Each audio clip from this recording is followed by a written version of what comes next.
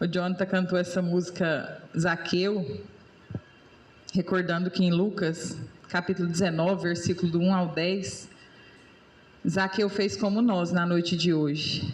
Nesse momento chuvoso, em que a gente podia estar no sofá, no telefone, a gente veio ter esse encontro com Jesus. A gente veio como Zaqueu, sair do nosso conforto. Zaqueu saiu, sabia que Jesus ia passar, subiu numa árvore, ele era pequenininho. E Jesus passou, aquela multidão, e Zaqueu na árvore. E ele disse, né, Zaqueu. E ele, nossa, mas Jesus sabe meu nome. Desce daí que eu preciso ceiar a sua casa. E Zaqueu, como nós, era um homem pecador. Era um cobrador de impostos. Não era bem visto por ser um cobrador de imposto. E Jesus foi até indagado, né? Uai, como assim o senhor vai para casa, vai na casa de Zaqueu, o cobrador de impostos? Mas Jesus, ele é acolhedor. Como aqui nós também somos acolhidos. E aqui nós viemos na noite de hoje, como Zaqueu. Ter esse encontro com Jesus, ter essa receptividade, esse acolhimento, esse cuidado com as nossas imperfeições, nossas dores. Então nós vamos falar um pouquinho das leis que curam a nossa alma. Onde que estão essas leis que curam nossa alma, Sósteno? No nosso Pentateuco. E aí a gente tirou alguns trechinhos do Evangelho, alguns do Livro dos Espíritos, porque as leis que curam as nossas almas estão na nossa religião, está no nosso Pentateuco, está na nossa obra básica, deixado aí para nós. E aí nós vamos citar algumas leis que curam a nossa alma, e deixar uma curiosidade, que nós vamos ter que passar um pouquinho rápido pelas leis que curam nossa alma, para depois a gente ir lá e olhar e refletir. E aí nós vamos começar com a questão 617, do capítulo 1, Leis Divinas ou Material. As leis divinas, que é o que compreende o seu âmbito, concerne a alguma outra coisa que não somente procedimentos morais? E aí os Espíritos nos respondem: todas as leis da natureza são leis divinas, pois que Deus é o autor de tudo, de todo o universo.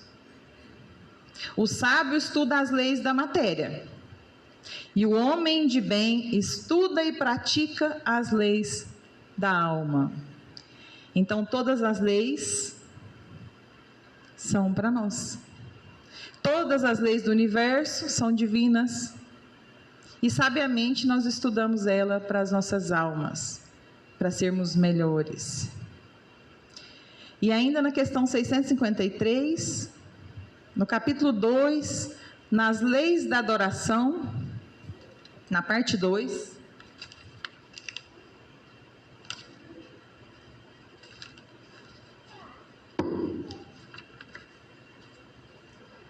na questão 653, diz o seguinte: a adoração verdadeira é do coração.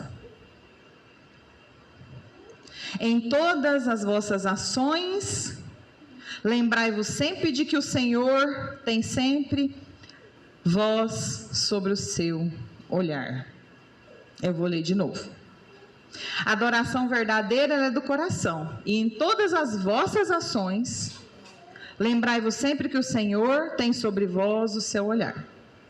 Então nós temos que lembrar o quê?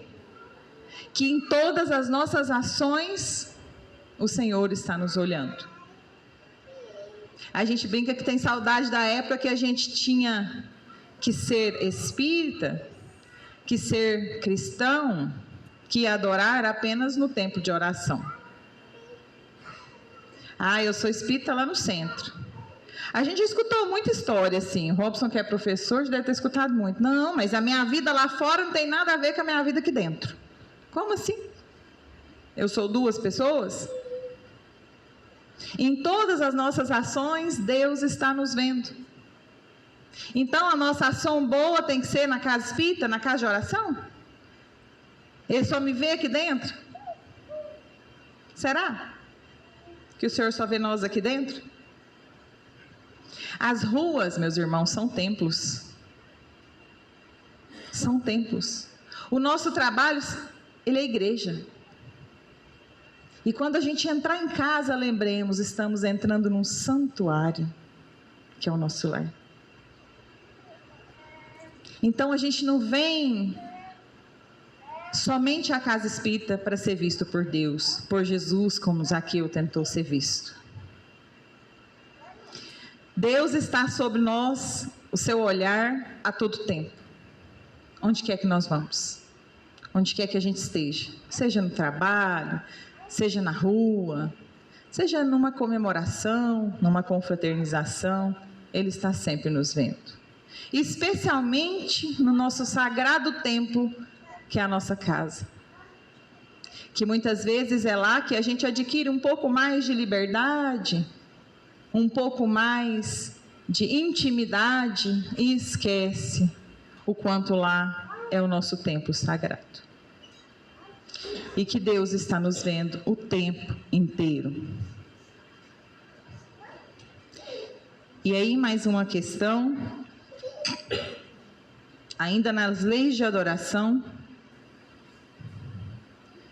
A prece é um ato de adoração.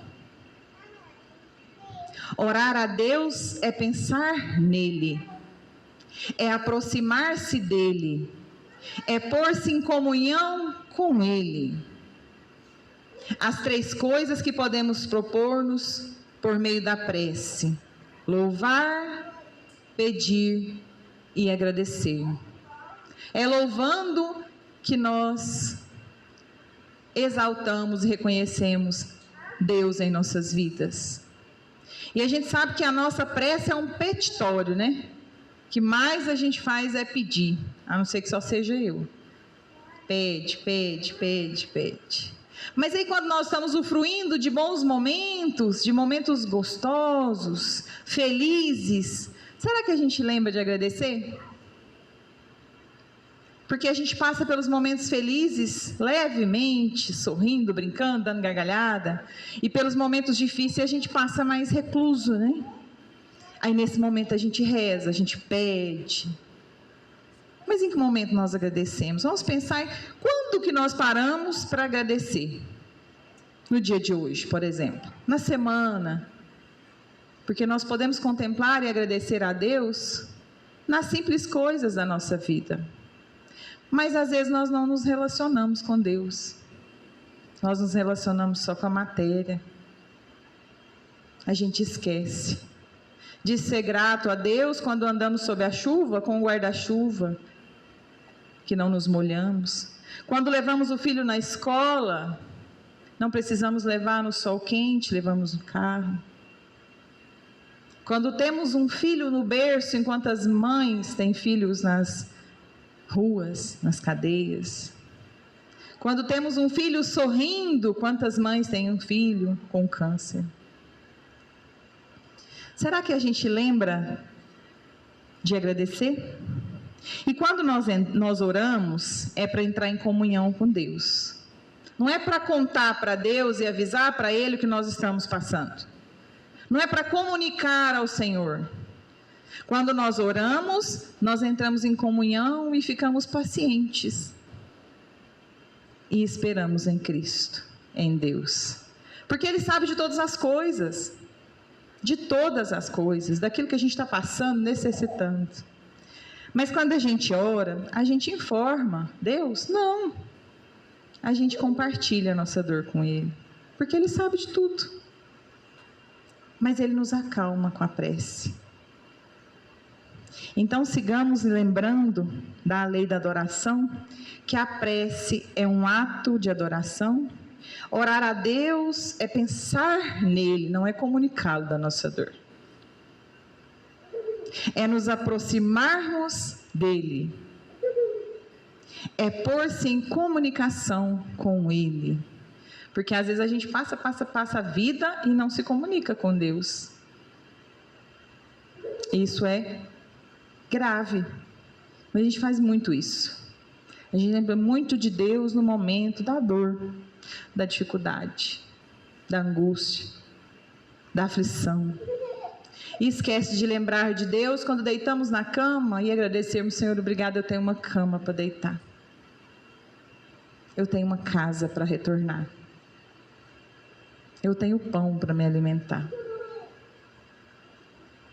Lembro-me bem que em algum momento de uma grande aflição, em um momento de extrema ansiedade, alguns anos atrás, eu me sentia assim: nossa, mas eu vou no centro todos os dias, que tem atividade no centro, eu faço culto do evangelho no lar. E aí eu fui num tratamento, porque santo de casa não faz milagre. Eu fui para Itumbiara, moradora de Cachoeira Dourada. E aí num centro espírita tinha um tratamento de maca, e eu fui nesse tratamento. E aí eu cheguei lá, e aí o médium falou para mim assim: você está rezando? Eu falei: eu rezo. Você vai na casa espírita? Vou na casa espírita. E aí, como que é? Eu falei: eu vou segunda, vou terça, vou quinta. E ele falou assim: e o culto do evangelho lá? Eu falei: não, eu faço também, eu faço na quarta. Aí ele falou para mim: na hora do almoço, o que você faz? Eu falei: uai, o almoço? Ele falou: então vamos rezar mais um pouco? Todo dia, na hora do almoço, eu quero uma prece de agradecimento. Vamos fortalecer essa alma? Que está fragilizada, que está encontrando aflições, angústias. Vamos começar uma prece na hora do almoço? Eu pensei: nossa, mas vou ter que rezar mais na hora do almoço? E assim a gente vai levando e trazendo para a vida. E momentos inúmeros chega visita em casa, e aí a gente pensa: não, hoje eu não vou rezar. Aí o filho pequeno fala assim: mãe, você está esquecendo de rezar. E a gente faz a prece de agradecimento no momento do almoço. Então, pelo menos uma vez no dia eu tenho certeza que eu estou agradecendo, gente. Porque no almoço o que você faz? Você vai pedir de novo? Aí você vai agradecer, né? Pelo pão, pelo sustento. E eu nunca me esqueci dessa cobrança de um irmão, que ele disse: vamos rezar na hora do almoço então, porque você está indo para o centro 3 vezes na semana, evangelho no lar, não está adiantando, reza mais um pouco. Você está precisando de mais um período ali em comunhão com Deus. E resolveu. A gente vai melhorando, vai evoluindo, vai entendendo, né? E hoje nós vamos falar então um pouquinho sobre a relação entre o homem e Deus, criatura e criador, e o ser humano diante da sua própria consciência. Relação com o nosso próximo. Então são vários relacionamentos aí, né? Criatura e criador, ser humano e Deus. Nós com a nossa própria consciência e a nossa relação com o nosso próximo. Será como estão essas relações nossas? Essas relações, elas têm um alicerce, que é a nossa relação com o Criador. Então, dependendo, se nós temos uma boa relação com o Criador, que é a nossa base, a nossa estrutura, isso é fundamental para as nossas demais relações. Mais um motivo para a gente orar um pouco mais, falar um pouco mais com Deus, porque isso é a base dos nossos relacionamentos. Se eu me relaciono com Deus, se eu me relaciono comigo mesmo, eu me relaciono também bem com o próximo, com o meu familiar, com o meu irmão, com o meu amigo, com o meu colega de trabalho, com o conhecido. Então essa relação com Deus, ela é fundamental. E aí no Espiritismo, Kardec nos mostra o caminho com as leis que curam a nossa alma e nos eleva. Quer ser feliz? Quem quer ser feliz? Quem será? Ilumine suas imperfeições morais, assim serás feliz. Não é muito fácil não, hein, ser feliz então. Por isso que a felicidade não é desse mundo, né? Ilumine as suas imperfeições morais para que você seja feliz. Relação comigo próprio. E como que a gente ilumina? Reconstruindo, refazendo, trabalhando, eliminando. Porque tem umas relações que a gente elimina tem uns problemas morais nossos que a gente corta, que a gente elimina, outro a gente reconstrói, outro a gente constrói, outro a gente abandona e outro a gente pega ali pelo caminho para que a gente tenha melhores perfeições. Então, iluminando as nossas imperfeições morais, é que nós vamos ser felizes. Por quê? Para cada imperfeição, uma dor. Um exemplo é o egoísta. O egoísta, ele não gosta de relacionar com o outro. Ele pensa tanto nele, que o outro automaticamente se afasta. E ele sofre de solidão. Por quê? É um pensamento egoísta. Eu só penso em mim. Eu só preocupo comigo. E para cada imperfeição, uma dor. 10 imperfeições, 10 dores. 5 imperfeições, 5 dores. Então, vale muito a pena a gente iluminar nossas imperfeições. Lembrando que Jesus foi acolhedor com Zaqueu. Ele não falou, você é um cobrador de imposto, desce daí, eu não vou te olhar, não vou na sua casa, eu não vou com você, sai daí, o que você está fazendo aí? Por que você quer me ver? Jamais. Então, é nosso dever também acolher as nossas imperfeições morais e reconstruí-las. Porque é assim que Jesus e que Deus faz conosco. Vem que eu preciso estar com você na sua casa. Então, Ele nos orienta, mas Ele é acolhedor. Assim são as religiões. Assim é o Espiritismo. Assim é Deus conosco. Acolhe a nossa imperfeição, a nossa dor. E nos convida à transformação. Para que a gente não tenha dores. Porque para cada imperfeição há uma dor. E o Evangelho explica também sobre as nossas obrigações conosco mesmo. No capítulo 4, o Evangelho diz: ninguém pode ver o reino de Deus se não nascer de novo. Oportunidade que Deus nos presenteia. E aí, vai pelo capítulo 5, 6, 7, 8, 9 e 10, as bem-aventuranças. Bem-aventurados os aflitos, aceita o seu sofrimento. Bem-aventurados os pobres de espírito, seja humilde. Humilde da alma, não do físico. Que às vezes nós confundimos a humildade com a humildade de mal vestir, mal andar, maltrapilho. Eu sou humilde, sou um pobre coitado. Não é essa humildade que o Senhor espera de nós. É a humildade dos nossos corações, a simplicidade, a bondade. Essa humildade de alma e não de corpo, de vestes. Bem-aventurados os que têm puro o coração. Por quê? Porque Deus julga as nossas intenções. Ele julga qual a nossa intenção diante de um ato, de um fato, de uma fala, de uma ação. Qual a sua intenção? A gente deve sempre se perguntar, onde eu quero chegar? Qual a minha intenção? Não, minha intenção é boa. Que bom. Que bom. Porque cuidado com as suas intenções, se não são puras. O nosso coração, será que ele é puro? Raramente, né? Raramente. Muitas vezes a intenção é ferir, muitas vezes a intenção é condenar, é denegrir, é escorraçar. Muitas vezes a intenção nossa é a pior. E Deus julga intenções. Então vamos aí iluminar essa imperfeição do nosso coração, para que a gente consiga ter bom o coração, ter um coração puro, ao qual vê apenas as partes boas, as partes bem intencionadas das nossas falas, das nossas ações, dos nossos sentimentos e até dos nossos pensamentos.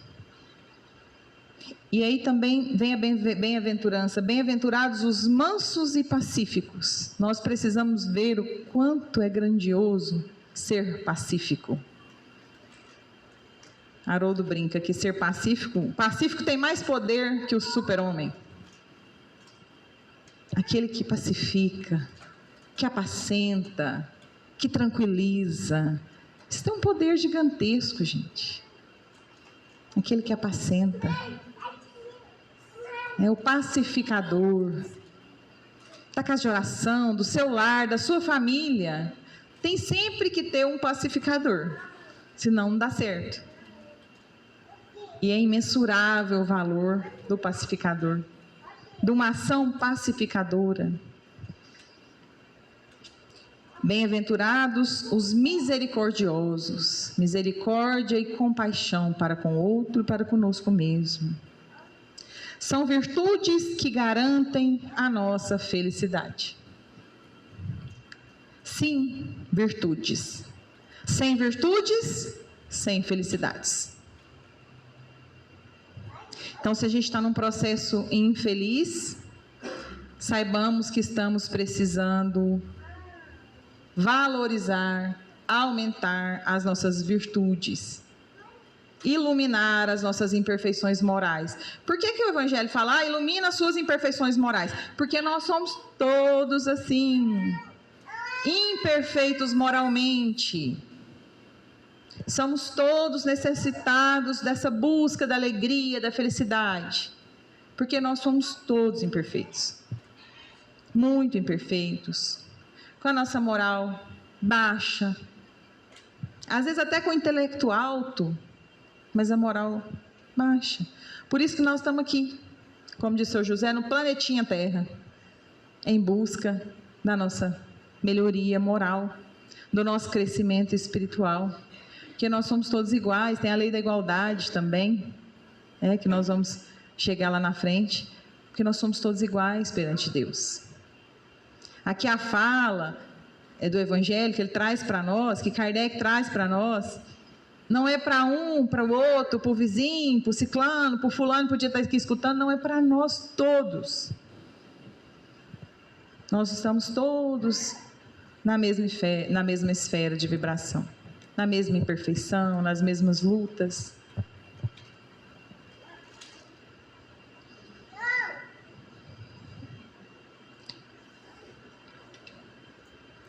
Tem uma frase de Emmanuel bem interessante que diz o seguinte: se você é insistentemente focado nos defeitos dos outros, todos os defeitos vão te rodear. Porque é o que você está buscando, que você foca. E se você procura qualidade das pessoas, todas as qualidades vão estar ao seu redor. Se você busca conflito, foca no mal, na agressividade, na ira, provocando, você vai viver o inferno. Como diz o Haroldo, no céu e na terra, porque até dormindo você vai estar no inferno. Porque a gente vibra tudo até quando dorme, né? Então, se a gente foca no defeito do outro, nas imperfeições do outro, nós vamos viver as imperfeições, os problemas, as dores, as angústias. E se a gente foca nas qualidades, a gente vai viver também rodeado de coisas positivas. Por quê? O Evangelho diz, buscai e achareis. Sempre encontramos o que procuramos. O que nós estamos vibrando na nossa vida? O que nós estamos vibrando lá fora? No trabalho, em casa, qual que é a nossa vibração? O conflito? A ira? O ódio? A imperfeição do outro? Os defeitos do outro? Ou estamos vibrando as qualidades? Porque ninguém é de todo bem, mas também ninguém é de todo mal. Se a gente fizer um exercíciozinho de buscar as qualidades do outro, a gente vai encontrar inúmeras. Porque os defeitos, eles já chegam antes de nós. Esses já estão claramente aí, né? Só que ninguém é totalmente ruim e ninguém também é totalmente bom, não se enganem. Porque às vezes tem aquele que tem um verniz social muito bom, né? A gente brinca que chegou no centro, a gente baixa a voz, baixa a face e fica tudo espírito crístico, tudo santo. Oi, irmão, tudo bem, tudo bem. Apesar que Severino Celestino diz o seguinte, que espírita tem uma vergonha de contar que é espírita, mas que em São Simão não, que já não tem. Severino, que é um estudante bíblico, que eu gosto muito, nordestino, ele diz assim: você chega na fila do supermercado, aí 2 evangélicos encontram e falam, paz Senhor, irmão. O outro grita naquele orgulho, paz do Senhor, irmão. E aí você chega nos irmãos católicos, ele fala assim, hoje tem o terço, hein? Você não esquece. Aí você chega 2 espíritas e fala assim, hoje tem centro, você vai, né? Quando fala assim, às vezes fala assim, você vai lá hoje? Você vai lá hoje? Aí o Robson que luta, que eu chamo ele de pastor, que ele é o pastor das ovelhas. Por isso que aqui a gente é diferente, que a gente já fala igual o irmão lá do evangelho. Porque é o nosso pastor. Aí eu brinco com ele, pastor. Quando eu saio ali fora, que hoje está chovendo, gente, aí o centro está mais vazio. E quando eu saio lá de fora, às vezes a gente chega um pouquinho perto do horário, o carro tem que ficar lá na esquina ou aqui. Aí eu brinco com ele, ei, mas sua congregação está de dar gosto, hein? Estou parando lá do outro lado da rua. Mas é assim, gente, nós não temos que ter vergonha de servirmos a Jesus, a Deus, de seguirmos essas leis divinas maravilhosas, porque é muito bom viver essa comunhão, essa tranquilidade, essa alegria, né? Aqui na Porta do Centro, todo furou, ficou muito antiga e furou. Mas teve força-tarefa para consertar o todo, porque estava chovendo, e a gente não podia ficar na Porta do Centro conversando. Vocês têm que ver o vídeo do concerto do todo. Teve até música do Ayrton Senna que eles terminaram. Mas isso é o quê? Isso é fraternidade, isso é união. Isso é o verdadeiro cristão. Aquele que não tem pressa de ir embora, aquele que fica conversando, aquele que se ama verdadeiramente. Por quê? Quando a gente aprende a acolher o irmão, a gente aprende a conviver com uma alegria sem tamanho. A gente aprende que estar no sofá de casa segunda-feira não tem o valor de que vir na casa espírita. Escuta o evangelho, recebe a oração e ainda bate um papo na porta. A gente, quando é acolhedor, a gente, quando foca nas qualidades do irmão, que é o que o evangelho diz para nós, a gente vive a alegria. Então, por isso que a gente precisa disso para sermos alegres e felizes. A gente precisa ser acolhedor, a gente precisa ser amoroso com o próximo. Não é só dentro da casa espírita, não, porque nós vimos aqui no livro dos Espíritos que Deus nos vê o tempo inteiro. Então, não adianta falar lá fora, é lá fora, aqui dentro, aqui dentro. Não, tem nada disso. Nós somos únicos, né? Por isso que nós somos religião, porque a religião a gente leva para a alma, a gente leva para a vida, a gente vive a religiosidade, o cristianismo. Então, das leis morais, na terceira parte, nós temos também as leis da sociedade. A coisa mais difícil hoje é viver em sociedade, né, gente? Mais difícil, é o nosso maior desafio, viver em sociedade. E a gente pergunta assim, por que tem um sinal vermelho para mim? Porque tem um verde para o outro. Mas o nosso sonho é passar. O sinal está tudo verde para nós, né? Peraí que está abrindo. Tanto que hoje tem um monte de radar nos sinais, 30, 40 por hora, porque senão a pessoa corre e bate lá na frente, porque ele pega o últimozinho do vermelho dele ali, do verde dele, e corre, no amarelo ele passa. Então, por que tem um sinal vermelho para nós? Porque tem um verde para ele. Por quê? Porque todos precisam usufruir. Então, na lei da sociedade, a gente entende que a gente tem direitos e deveres. A gente entende que a gente quer passar, mas o outro também. Que a gente tem que viver em sociedade e aceitar e respeitar o outro irmão. E aí temos no capítulo 8 a lei do progresso. A lei do progresso. A gente chega, aí fala, como diz o Haroldo, não, tem 40 anos que faz é assim.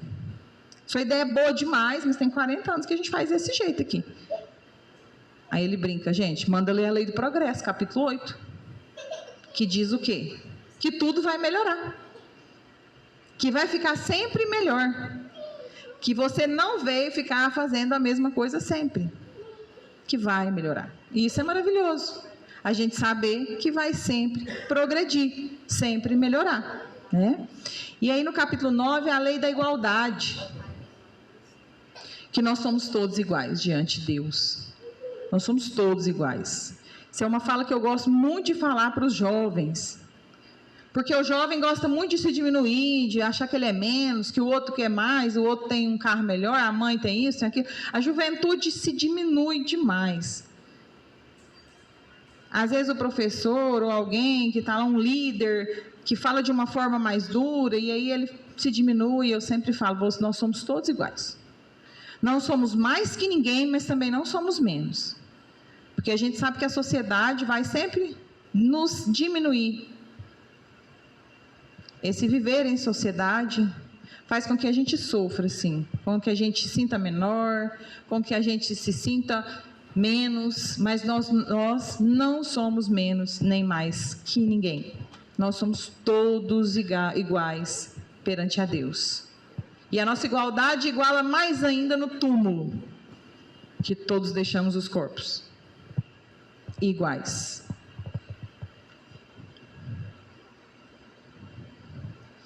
E aí temos, então, as leis de justiça, amor... Não, desculpem. Capítulo 10, a lei da liberdade. Somos livres. Nosso Criador não violenta o nosso livre-arbítrio. Mesmo sabendo que nós estamos caindo no buraco. Fazendo tudo errado. Somos livres. Livre-arbítrio entre aspas, né? A gente sabe que tem algumas coisas que a gente às vezes até é conduzido. Nós não tivemos livre-arbítrio para estarmos aqui. Em Goiás, em São Simão. Nós estamos aqui porque nós precisamos estar. Mas o Criador não violenta a nossa consciência. Quando a gente está caindo, quando a gente está perdendo a nossa existência por um ato, por uma falta grave, Ele permite. Porque é a lei da liberdade. Então a gente pode vir à Terra e não fazer nada. Não evoluir nada. Ficarmos estacionados. Até perdermos a existência. Podemos. Por quê? A lei da liberdade. Então nós escolhemos o caminho a seguir, o que fazer, como viver, de que forma nós queremos a nossa existência. Não, eu quero assim. Você é livre para isso. É claro que aí vem as dores, né? Porque para cada imperfeição, uma dor. Para a felicidade, precisa de vir transformando o nosso moral. Então a dor, a gente fala que a dor é a nossa bússola, né? A gente vai saindo do caminho e a amiguinha dor vai lá, fere, judia. A gente, opa, tem uma coisa errada, deixa eu voltar para cá. Deixa eu voltar para o meu caminho aqui. Então, assim, a lei da liberdade, lembremos que Deus não vai nos violentar. Não vai. Que Jesus não vai violentar a nós mesmos, decidindo por nós. Nós somos livres. E aí, planta, mas colhe, né? A gente fala sempre que a gente planta sorrindo. Ninguém planta triste. Mesmo que esteja plantando mal. Planta numa alegria. Nossa, mas ninguém planta nenhum mal, não planta triste. Mas na hora da colheita, aí o bicho pega. Aí choro vem, aí é choro e ranger de dentes. Né? Então nós somos livres. Por quê? Porque nós temos a lei da liberdade. Capítulo 11, lei da justiça, amor e caridade. Por quê? Porque Deus é justo, Deus é justiça. Deus é amor e é caridade. Então, sigamos nessa linha que nos traz grandeza e altura necessária para vermos Jesus como Zaqueu. Sigamos nessa linha que a gente se liberta. Gosto muito de dizer que a doutrina espírita, ela é libertadora.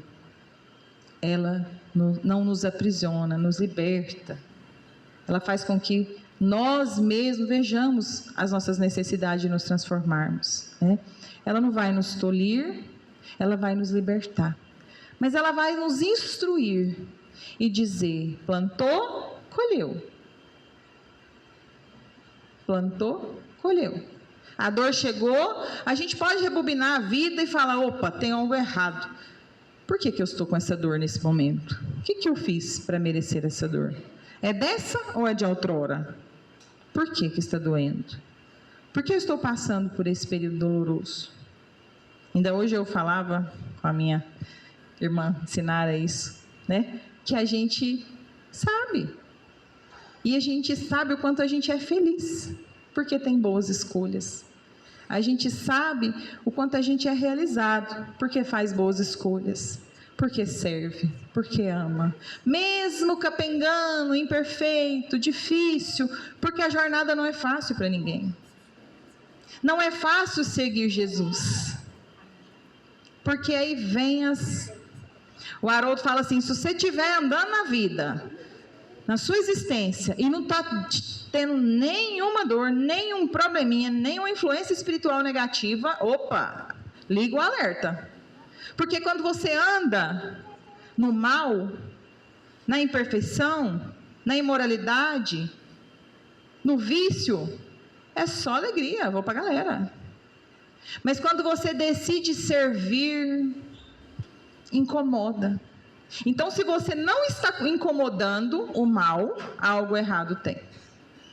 Algo errado tem.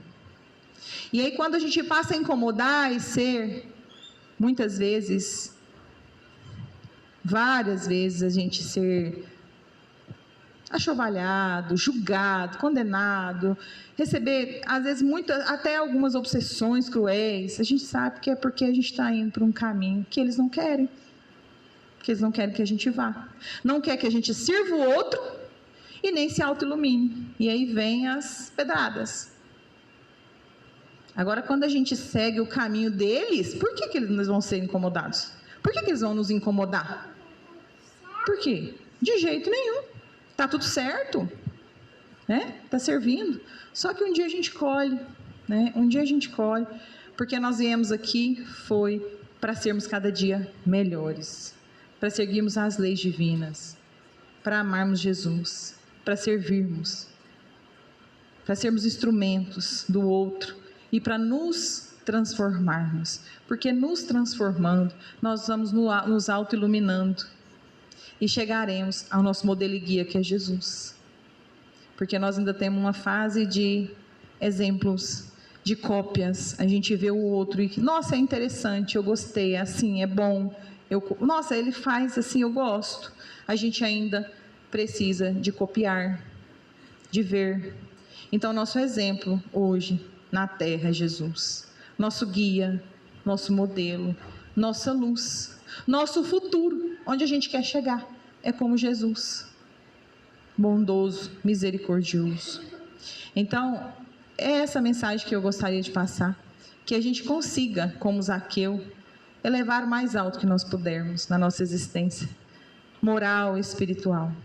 Que a gente consiga alçar voos que a espiritualidade deixou pré-escrito para nós aqui na Terra. Porque nada é força do destino, nada é por acaso. E a gente sabe que nós estamos aqui, mas alguém confiou em nós a nossa existência. Alguém falou, vai que vai dar certo. Eu gosto muito do filme, Nosso Lar, onde eles falam, André, vai, o mundo precisa de histórias felizes como a sua. Vai, André. E aí a gente lembra também daquela outra, que lá com os jovens, os dois programando para voltarem para a terra, e aí ele todo animadinho, vamos, que aí nós vamos acontecer isso na nossa vida, a gente vai se encontrar, nós vamos casar. E ela falou assim, por que você está nessa alegria? Se nós já fomos tantas vezes, falhamos todas as vezes. Mulher sempre otimista, né? E aí ele falou, vamos conseguir sim, vamos conseguir. Assistam Nosso Lar 1 e o 2, que aí mostra, né? Esse retorno deles aqui para a Terra, eles programando a sua chegada, o seu matrimônio, a sua vida, e a sua vida feliz. Porque podem ter certeza, irmãos, que Jesus resignou vidas felizes para nós. Que Jesus escreveu vida feliz para nós aqui na Terra. Que Jesus não escreveu divórcio, desistir, deixar, abandonar, matar, roubar. Que Jesus escreveu vidas felizes para mim e para vocês. Que Jesus escreveu uma existência linda e um consolador prometido, que é esse lindo Evangelho do Cristo, que venha nos consolar, nos reestruturar, nos fortalecer, para a gente ter realmente uma vida feliz. Porque se a gente hoje parar para refletir, nós temos muita coisa para agradecer. muita coisa para agradecer. Então, nós somos felizes. Nós temos muita coisa que nós já moldamos em nós. Nós já refizemos muito na nossa moral. Nós somos grandiosos. Nós saímos segunda-feira com chuva e viemos ouvir o Evangelho de Jesus.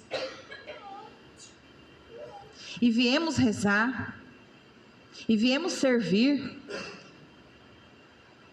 Então nós somos sim valorosos, almas valorosas e felizes. Voltaremos para um lar, temos uma família, temos o pão de cada dia, temos uma chuva e temos uma existência, uma vida, difícil ou não, dura ou não, complicada ou não, nós estamos aqui. Nós estamos aqui enviados por Deus para sermos melhores, mas acima de tudo, servidores de Jesus. Porque onde quer que vamos, Deus está nos vendo. Que a gente não esqueça que a nossa casa é templo sagrado. Que a gente não esqueça que os nossos trabalhos são nossas igrejas. Que a gente não esqueça que a nossa vida é uma luz que nos ilumina e ilumina o outro. Especialmente aquele que não conhece Jesus. Levemos o consolo, levemos o ouvido, o olhar, o toque, o falar, o sentir, o abraçar, o acolher, o recolher, o instruir, o amar. E é isso que aqui viemos, meus irmãos. É isso que viemos nessa terra fazer. Amar, instruir, servir. Para que assim a gente se auto-ilumine. E é com imenso prazer que hoje eu me despeço do púlpito. Hoje é minha última moradora de São Simão, meu último momento no púlpito. A gente está de retorno, né, para a nossa cidade natal. E esses 5 anos nesse púlpito, nessa casa, foi espetacular para a minha alma. Foi de grande valor para a minha família. Essa casa que nos acolheu, que me lembro bem a primeira vez que eu sentei no canteiro, esperando a reunião iniciar, cheguei um pouco mais cedo e chorei, feito menina. E falei, Jesus, o Senhor não me contou que depois da pandemia eu ia para outra casa de oração. Pretensiosa eu queria que Ele tivesse me contado. E aqui eu estava. E fui muito acolhida. Aqui nós temos uma família espírita. Nós temos uma família São Simões.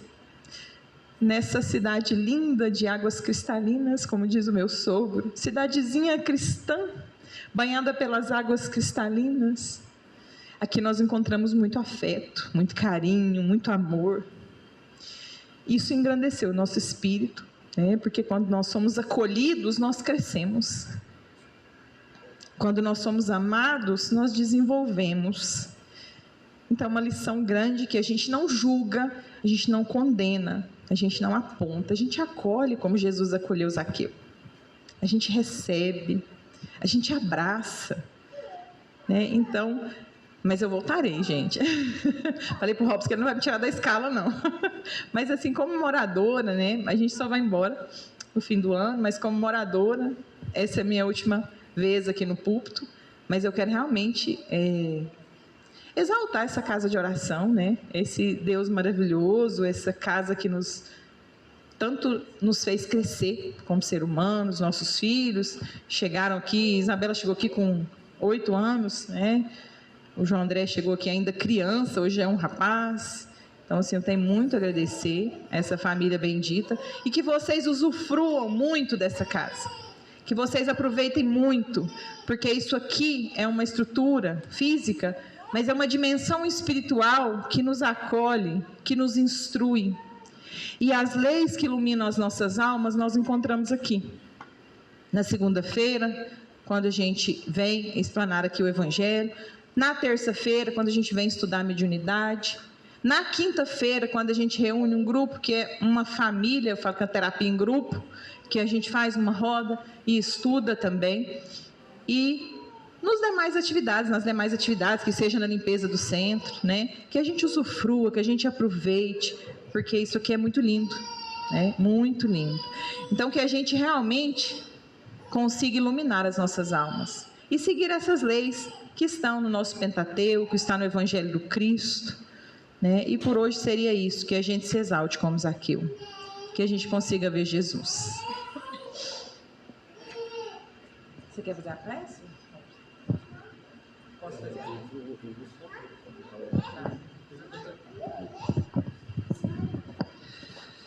Boa noite de novo. Eu acho desnecessário fazer a gente se emocionar. Eu lembro até hoje a primeira vez que eu conversei com o Getúlio, aqui na Casa Espírita. E o dia também que ele me mostrou a foto da Sóstena, né, apresentando a esposa, falando um pouquinho sobre ela. Eu realmente fico assim, triste, por um lado, porque a gente se entristece quando vê um irmão de coração se afastar.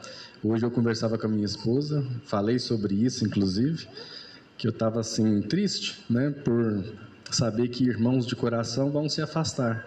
Mas, assim como eu também falei para a Sóstena hoje, essa amizade construída, ela não vai acabar. Essa amizade, na verdade, talvez de reencontro, ela permanece, ela perdura e ela não acaba. Então, ela vai continuar. E pode ter certeza que a gente vai fazer visita. O estudo foi maravilhoso, Sóstena, falando sobre as leis. E eu confesso para vocês que durante muito tempo, até chegar à doutrina espírita, eu imaginava que existia um livro bem grande, onde contava todas as nossas faltas. Cada falta que a gente cometesse, alguém anotava a nossa falta. E aí, no dia da nossa, entre aspas, morte, nós nos depararíamos com alguém que abriria esse livro e começaria a apontar os nossos erros. Realmente eu acreditava nisso, até eu conhecer a doutrina espírita e até eu conhecer as leis naturais, as leis universais. Aí eu entendi que Deus não precisava julgar ninguém. Esse não é o papel de Deus. Julgar não é o papel de Deus. Condenar, e não é papel de Deus fazer alguém sofrer, como disse a Sóstena. Deus é eternamente amor e bondade. E se sofremos, também como disse a nossa irmã, é pela dureza dos nossos corações. São pelas nossas imperfeições. Porque toda vez que a gente se afasta das leis naturais, nós sofremos. Logo, essas leis naturais são muito amigas nossas, porque são justamente elas que vão ditar o nosso estado de alma, nosso estado de consciência. Toda vez que a gente se afasta, a gente sofre. Não é isso? Para cada imperfeição, uma dor, que a Sóstena disse. Então, todas essas leis naturais, elas fazem um papel que nós conhecemos como lei de ação e reação, lei da causalidade, né? Onde nós vibramos exatamente aquilo que vivenciamos. Logo, céu e inferno são estados de alma. Em um mesmo ambiente, podem ter pessoas extremamente felizes e pessoas extremamente tristes. Pessoas completamente disciplinadas e pessoas completamente indisciplinadas. Isso significa, então, que a nossa felicidade está num grau de proporção ao nosso grau de adiantamento moral e espiritual. Então, eu gostei muito do estudo de hoje falando sobre as leis naturais, porque a gente passa a compreender um pouco mais sobre os mecanismos, né, da justiça divina e o quanto Deus é misericordioso. Porque tudo aquilo que a gente não consegue crescer nessa existência, nós teremos outras oportunidades para isso. É lógico que isso não deva servir para a gente nos mantermos estacionários, porque quanto mais a demora, mais sofrimento para nós. Então, que nós possamos acelerar os nossos passos rumo a tudo aquilo que nos ensinou o Mestre Jesus, para que a gente possa o quanto antes conhecer a tão sonhada felicidade. Como a Sóstena também disse, na terça-feira nós temos o estudo da mediunidade, desenvolvimento também. Na quinta-feira nós temos estudos das obras básicas, 2 livros a gente está estudando, o Livro dos Espíritos e o Consolador. Os 2 livros são livros de perguntas e respostas, que também nos auxilia bastante a gente compreender esse mecanismo da justiça divina.